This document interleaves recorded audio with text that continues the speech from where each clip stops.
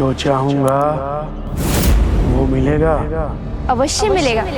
मैं तो मांसाहारी भोजन खाऊंगा।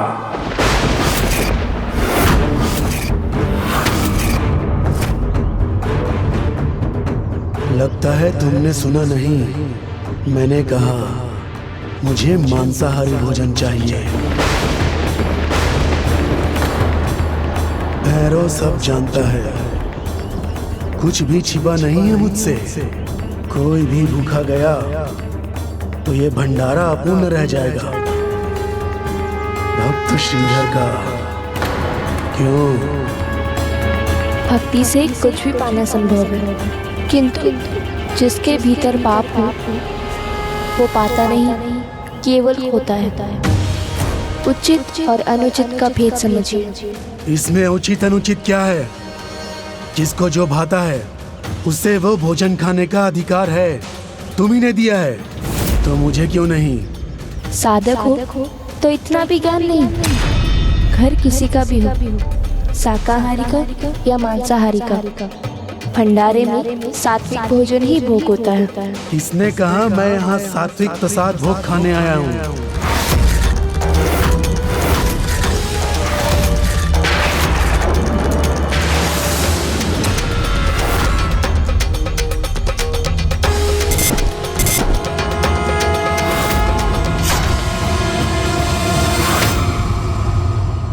माँ, यहाँ ये सब कुछ हो रहा है और ये लालची खा ही जा रहा है।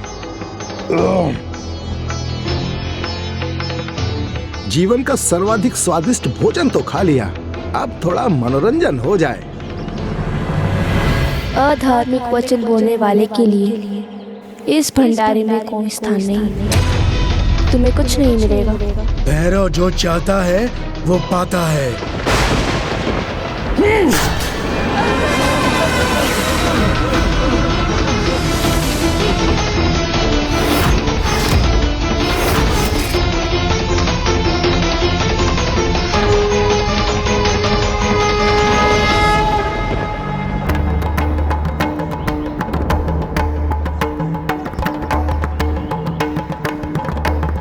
स्वयं पर इतना ही विश्वास है तो इस प्रकार भेष बदल कर आने की क्या आवश्यकता थी? साहस है तो अपना वास्तविक स्वरूप दिखाओ यहाँ सभी को। और यदि तुम अपना मूल स्वरूप उजागर नहीं करना चाहती तो ना करो, भैरव कर देगा।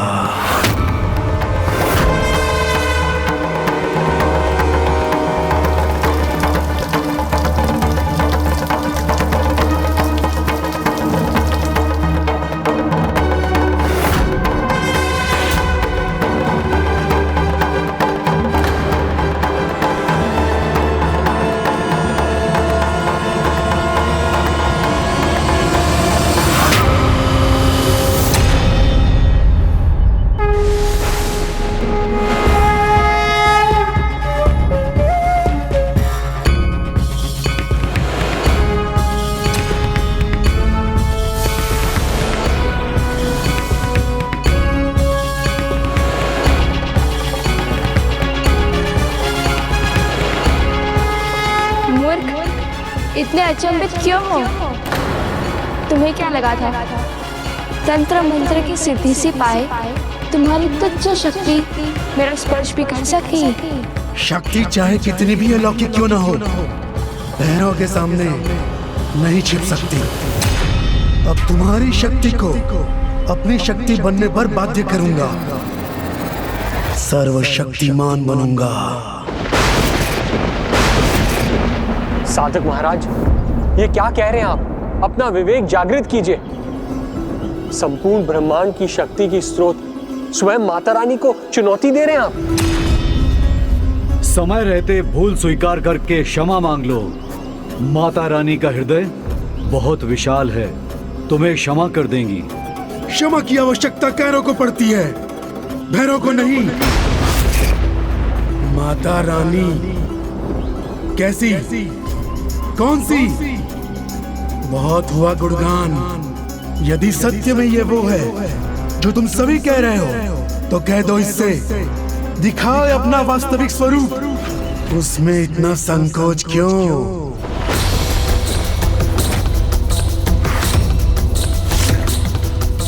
मूर्ख, क्या तुम में इतना सामर्थ्य है कि तुम मेरा वास्तविक स्वरूप देख सको? सामर्थ्य है या नहीं, ये तभी ज्ञात होगा जब तुम अपने दिव्य दर्शन दोगी।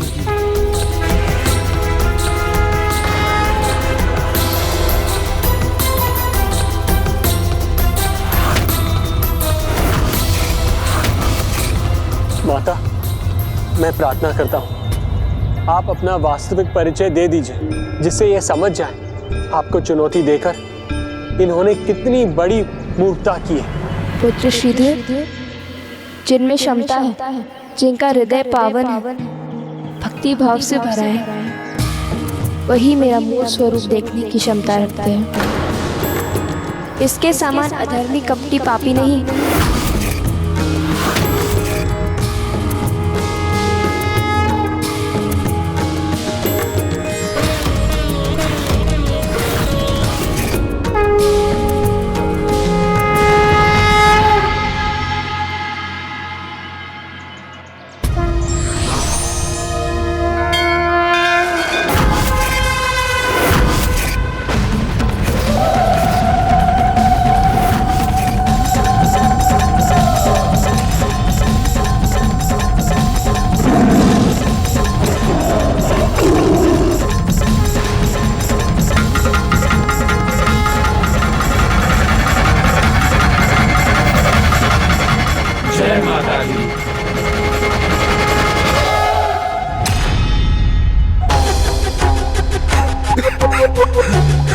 बहुत क्रोध था उनके मुख पर, बहुत क्रोध था।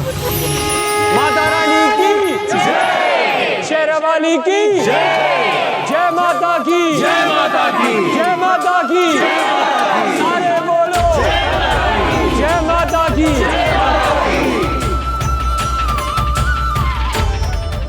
भक्त श्रीधर, तुम्हारी भक्ति, तुम्हारी श्रद्धा के कारण संपूर्ण संसार मेरे स्वरूप के दर्शन प्राप्त हुए हैं। इसीलिए आज मैं तुम्हें आशीर्वाद देती हूँ। तुम्हारी भक्ति और तुम जगत में मेरे स्वरूप की स्थापना का कारण बनोगे और भविष्य में तुम्हारे द्वारा मंदिर में मेरे स्वयंभू रूप का अवतरण होगा।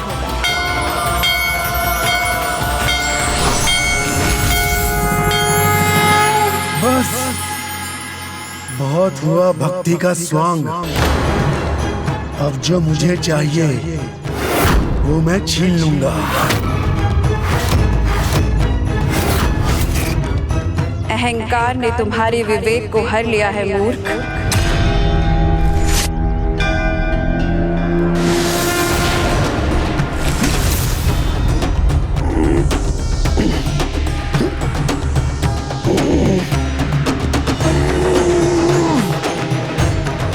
मैं तुम्हें बंदी बना कर रहूंगा, तुम्हारी शक्ति पाकर रहूंगा। मेरी शक्ति और मेरा आशीर्वाद केवल उसी को प्राप्त होता है जो निस्वार्थ भाव से मेरी सच्ची भक्ति में स्वयं को लीन करे, जैसे मेरा परम भक्त श्रीधर।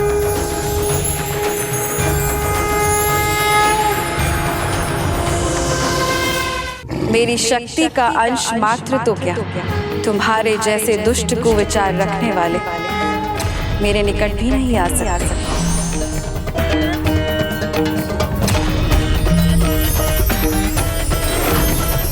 माँ,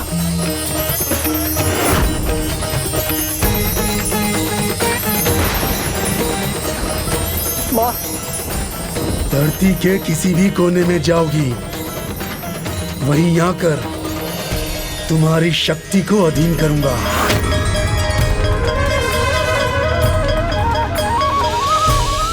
माँ, आपके इस भक्त की भक्ति अभी तृप्त नहीं हुई। अब ये भक्त भक्ति यात्रा करेगा। माता रानी की जय, माता रानी की जय, जय माता की, जय माता की, जय माता की, जय माता की, जय माता की, जय माता की, जय माता की। इस प्रकार माता वैष्णवी ने सभी को दर्शन दिए और फिर वो वहां से चली गईं। श्रीधर और भैरव दोनों ही उनके बनाए पथ पर उनके पद चिन्हों को ढूंढते हुए उनके पीछे जा रहे थे। अंतर था तो बस आशय का। एक भक्ति के बहाव में बहकर माता के पीछे जा रहा था तो दूसरा कुटिलता, कपट और लालच के कारण अपना विवेक खोकर।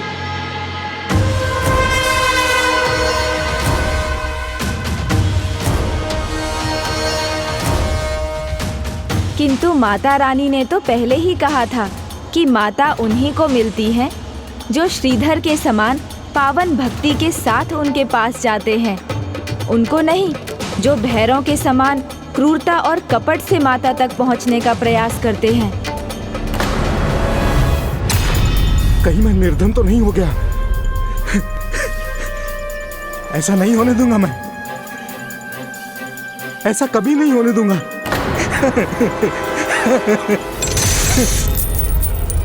मेरी स्वर्ण मुद्रा है, मेरी स्वर्ण मुद्रा है, कहीं नहीं जाने दूंगा। कहीं जाने नहीं दूंगा, सब अपने पास रखूंगा। कहाँ है शक्ति?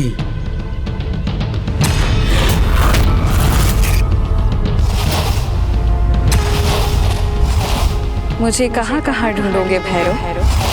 संसार के किसी भी छोर पे चली जाओ, वहीं से ढूंढ कर निकालूंगा तुम्हें अधीन कर अपनी साधना पूरी करूंगा मैं।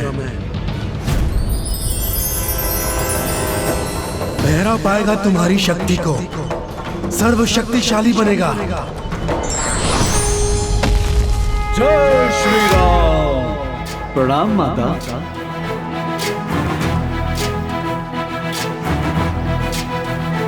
जय माता की, जय माता की, जय माता की, जय माता की, जय माता, ये भी संसार के लिए एक सीख ही है। सभी जीवों को सदा अच्छाई के पथ पर ही चलना चाहिए, अच्छे कर्म करने चाहिए, क्योंकि बुरे कर्म करने वाला स्वयं ही बुरा नहीं करता, अपितु दूसरों को भी बुरे मार्ग पर ले जाता है। स्वर्ण मुद्रा है मेरे पास, संभाल के रखूंगा, एक को भी जाने नहीं दूंगा। मेरी स्वर्ण मुद्रा है।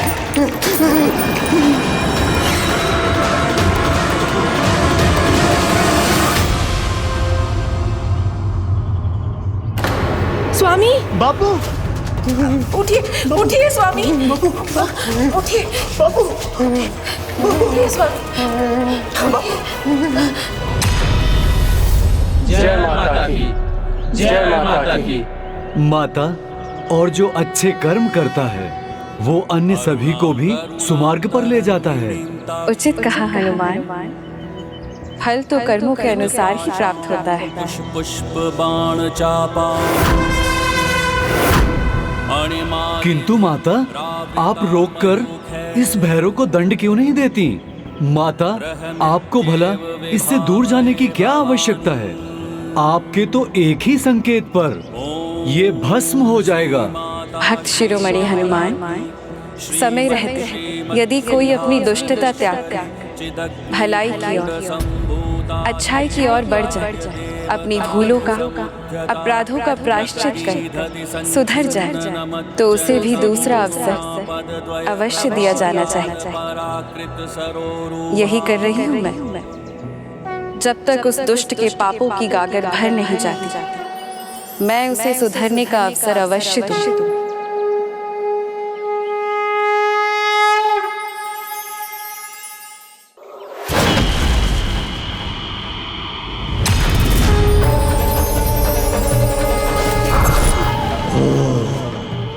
वहां हो तुम तो रुको, आ रहा हूं मैं।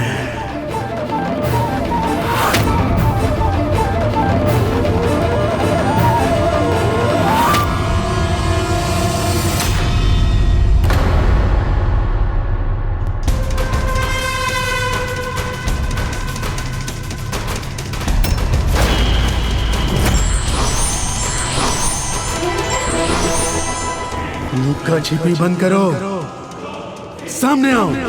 वैसे भी मुझसे और अधिक भाग नहीं सकोगी तुम।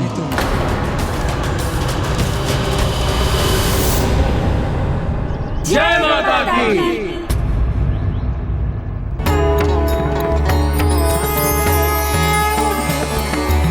तुम्हारे द्वारा मंदिर में मेरे स्वयंभू रूप का अवतरण होगा।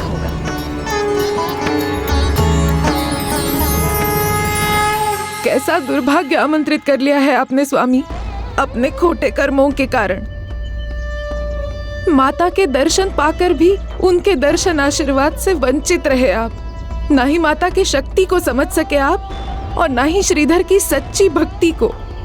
केवल माया के चलावे में लीन रहे हैं आप। बाबू, न माया आपके वश में है और न माता का आशीर्वाद है आपके पास।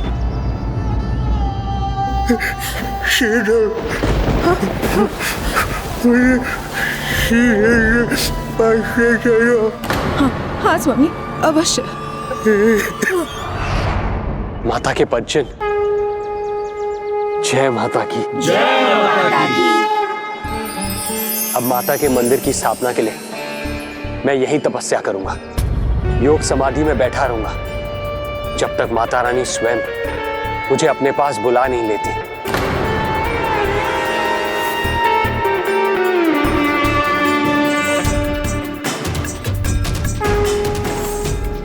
जय माता की।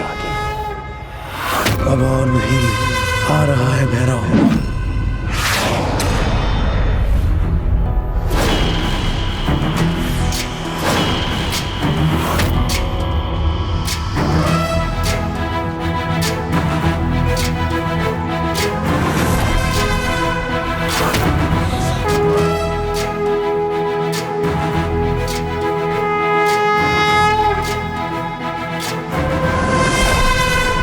क्या होने वाला था गणेश जी? तो क्या हनुमान जी भैरव को समझाकर उसे सुधरने के लिए प्रेरित करने वाले थे, या दोनों में युद्ध होने वाला था? गणेश जी, मेरी जिज्ञासा तो बढ़ती जा रही है, बताइए ना प्रभु, फिर क्या हुआ? भक्त और भगवान की ऐसी अनूठी कथा सुनकर भक्ति का भाव तो जागना ही था। तो इसका अर्थ ये है कि स्वामी अब कहीं नहीं जाएंगे। पाप और दोष के कारक भगवान नहीं, अपितु प्राणी स्वयं होता है। इसलिए ईश्वर को इसका उत्तरदायी नहीं मानना चाहिए, क्योंकि जब कोई अधर्मी व्यक्ति बुरे कर्म करता है तो पाप और दंड का भागी बनता है। फिर भी ईश्वर उन्हें सुधरने का अवसर देते हैं। यही माता वैष्णवी चाहती थी और वही हनुमान जी कर रहे थे, भैरव को अवसर दे रहे थे। भैरव, तुम सत्य को देखो और देखो कि कौन है तुम्हारे सामने। पहचानो उन्हें, महाशक्ति हैं वो। तुम जिससे युद्ध करने के लिए उतावले हो रहे हो। भैरव, ज्वालामुखी के मुख में प्रवेश क्यों करना चाहते हो तुम? जो स्वयं ज्वालामुखी हो, जिसकी तपाग्नि से धरती थर्राती हो, उसके क्रोध के लावा का स्पर्श मात्र किसी को भी भस्म कर सकता है। बुद्धिमानी इसी में है कि मेरे मार्ग से हट जाओ, अन्यथा परिणाम तुम्हें ज्ञात है। वैसे तुम हो कौन जो महातपस्वी भैरव को रोकने का दुस्साहस कर रहा है? मैं तो प्रभु श्री राम भक्त हनुमान हूँ। हनुमान? कोई भी वानर स्वयं को हनुमान पुकारेगा और मैं मान लूंगा। हटो मेरे सामने से। भूल कर रहे हो तुम, वही भूल जो प्रकांड पंडित होकर रावण ने किया था। अपना और अपने कुल का सर्वनाश कर बैठा रावण। इसलिए तुम सत्य को समझो और अपने भीतर के अहंकारी रावण को मिटाकर माता की दिव्यता को पहचानो। तुम उनकी शरण में जाओ, तुम्हारा उद्धार होगा। ओम श्री वैष्णवी नमः। ओम श्री वैष्णवी नमः। ओम श्री वैष्णवी। स्वामी, क्षमा व्यक्ति को सुधार करने में सक्षम बनाती है, उसे ग्लानि से मुक्ति दिलाती है। आइए, आप भी श्रीधर भैया से क्षमा मांग लीजिए। सत्य कहा आपने, किंतु आप अभी निकट जाकर श्रीधर की ध्यान समाधि भंग नहीं कर सकते। आप यहाँ बैठ जाइए। आओ बापू, यहाँ पर बैठ जाओ।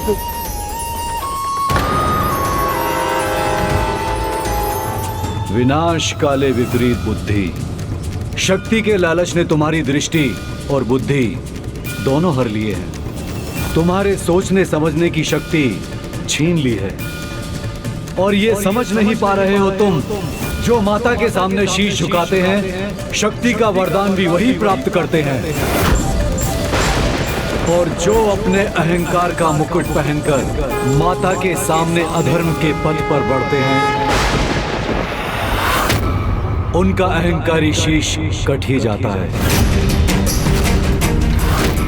कटना हो तो कट जाए, किंतु ये शीश किसी के आगे झुकेगा नहीं, न तुम्हारे आगे न तुम्हारी माता वैष्णो देवी के आगे। अहंकार सत्य को जान पाने की शक्ति को क्षीण कर देता है, शक्तिशाली को दुर्बल बना देता है और वो निरंतर स्वयं सर्वनाश की ओर बढ़ता जाता है।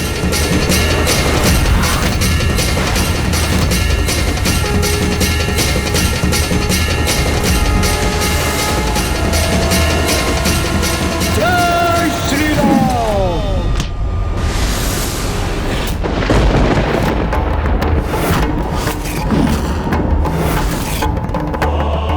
आगे तो बढ़कर ही रहूंगा मैं।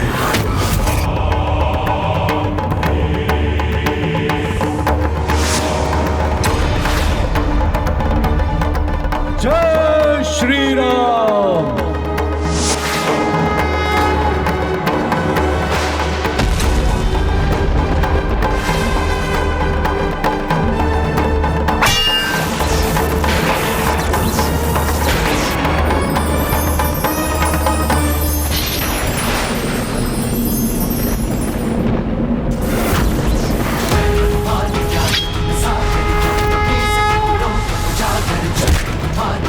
जय श्री राम।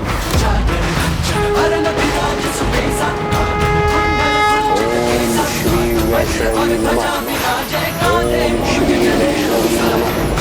ओम श्री वैष्णवी नमः। पीछे हट जाइए हनुमान जी, अभी भी समय है। टकराने का साहस मत कीजिए भैरव से।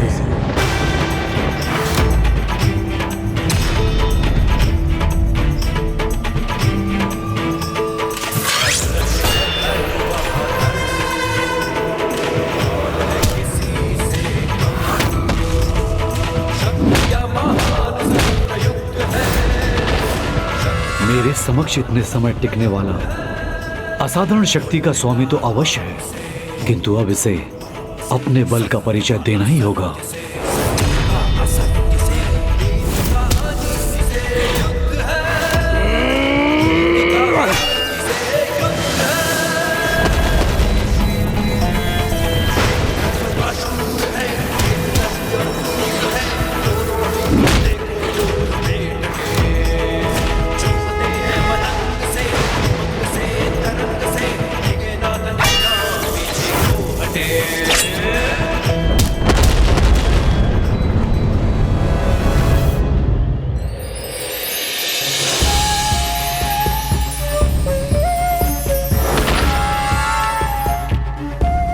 दूंगा, इसका दंड अवश्य दूंगा। दंड के पात्र तो तुम बन रहे हो भैरव, किंतु उसकी आवश्यकता नहीं। तुम अभी भी दूसरा चुनाव कर सकते हो। माता की भक्ति में जो शक्ति है वो और कहीं नहीं। ओम श्री वैष्णवी नमः। ओम श्री वैष्णवी नमः। ओम श्री वैष्णवी नमः। अब वो समय आ गया है जब संसार भक्त की भक्ति की शक्ति का प्रत्यक्ष उदाहरण देखेगा। ओम श्री वैष्णवी नमः। ओम श्री वैष्णवी नमः।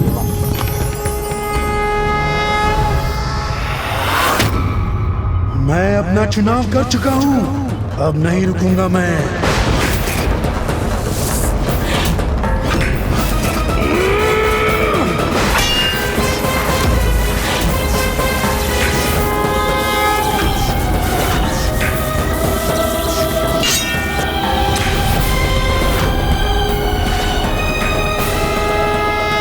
प्रकार भैरव बार बार हनुमान जी पर वार करता जा रहा था और हनुमान जी हर बार उस वार को टाल रहे थे और इसी तरह ये युद्ध कई प्रहर तक चला, जिसका अंत किसी को दिखाई नहीं दे रहा था। किंतु गणेश जी, भैरव हनुमान जी के समक्ष इतनी देर टिका कैसे?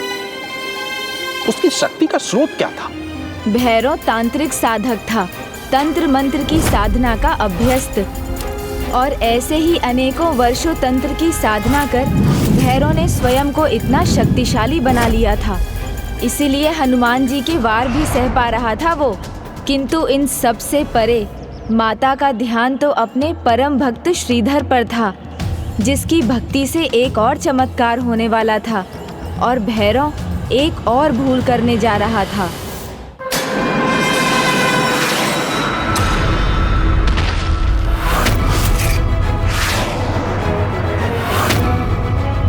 तुम क्या करने जा रहे हो वो भली भांति ज्ञात है मुझे, और उसका क्या उत्तर देना है वो भी मुझसे छिपा नहीं है।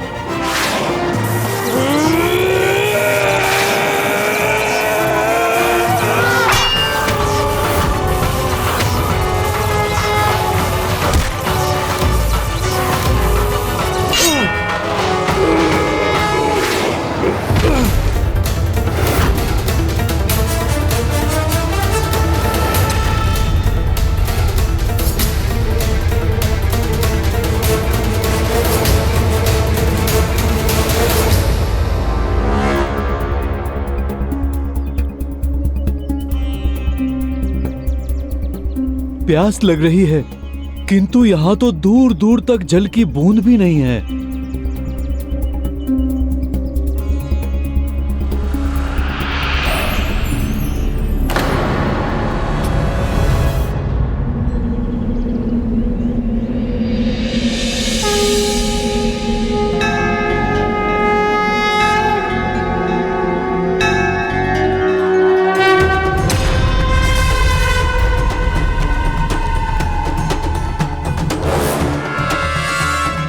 अब और प्रतीक्षा नहीं।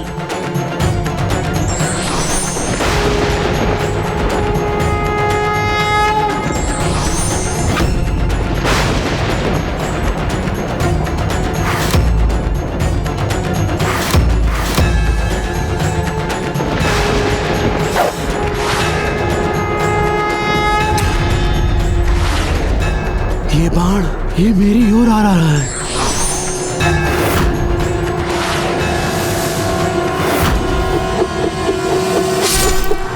नहीं नहीं नहीं, ये मेरा भविष्य नहीं हो सकता।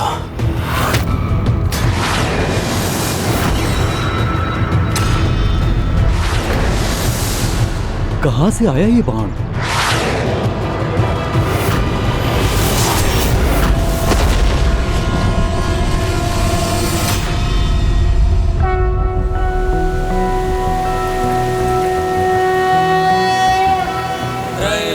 पूजित देवी कमले विष्णु बल्लभे यथा त्वमचल कृष्णे तथा भवमयी स्थिरा। अद्भुत है आपकी लीला माँ। भक्त को प्यास लगी थी तो माँ ने तो नदी ही बहा दी। किंतु गणेश जी, महाबली हनुमान तो उनके बल और दृढ़ता के लिए विख्यात हैं।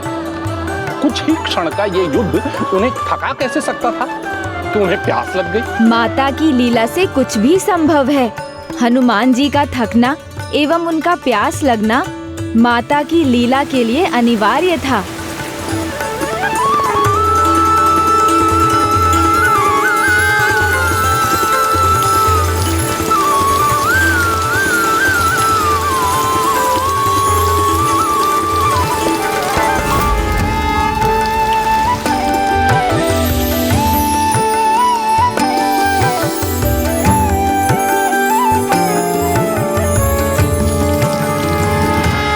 प्रतीक्षा क्यों लांगुरिया जी? प्यास बुझाकर स्वयं को तृप्त कीजिए। धन्यवाद माता, धन्यवाद।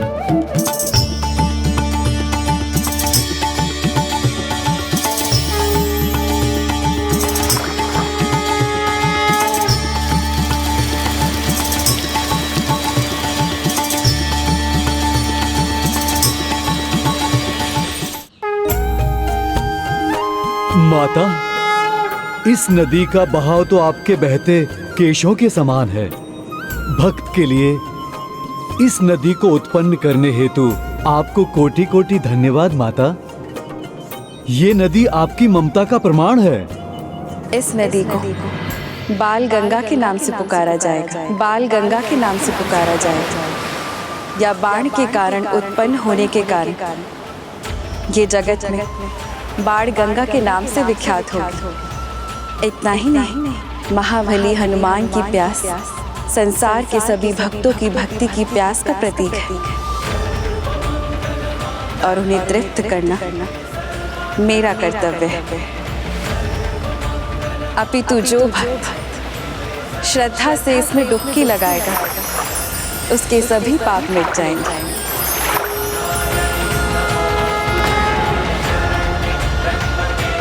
जय माता दी, जय माता दी, जय माता रानी की, जय माता रानी की, जय माता रानी की, जय माता रानी की, जय माता रानी की।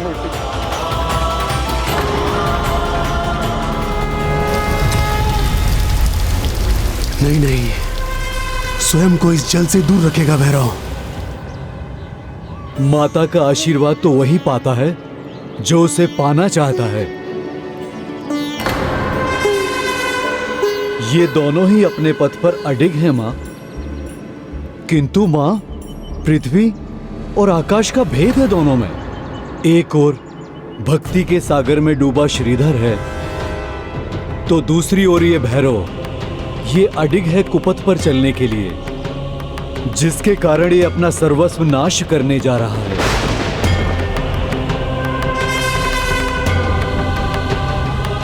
माता, जब ये कुछ समझना ही नहीं चाह रहा तो आप इसे इतने अवसर क्यों दे रही हैं? माता, यदि आपकी इच्छा हो तो मात्र आप अपनी दृष्टि से ही इसका वध कर सकती हैं। माता, यदि आप मुझे आज्ञा दें तो मैं अभी इसका अंत कर देता हूं। नहीं श्री राम भक्त हनुमान, उसे अपने भविष्य की, अपने सर्वनाश की झलकियां तो दिखाई दे रही, किंतु वो रुक नहीं रहा, अर्थात उसका अंत निकट है, किंतु अभी भी उसके पापों की गागर भरी नहीं है।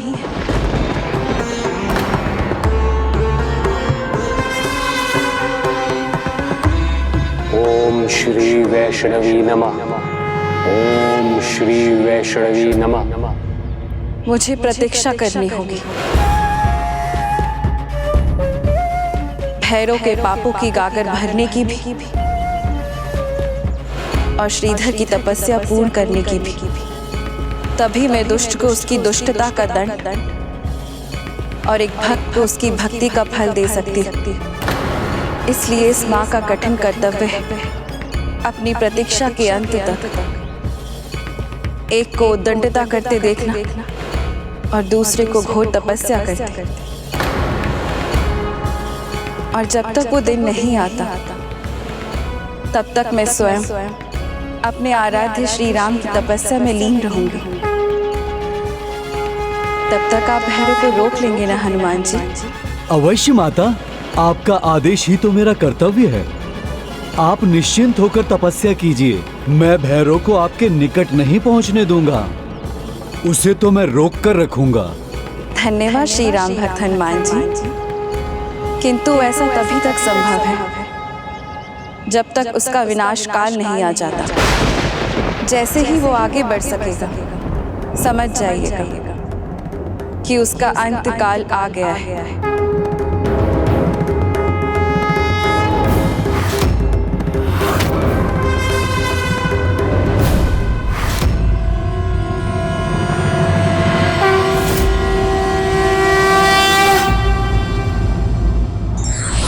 ईश्वर की शक्ति उनको ही प्राप्त होती है जो अहंकार और लालच का त्याग कर केवल भक्ति का मार्ग चुनते हैं। विघ्नहर्ता श्री गणेश के अद्भुत शक्तियों से भरे वीडियोस देखने के लिए चैनल को सब्सक्राइब करना न भूलें और साथ ही बेल आइकॉन भी दबाएं।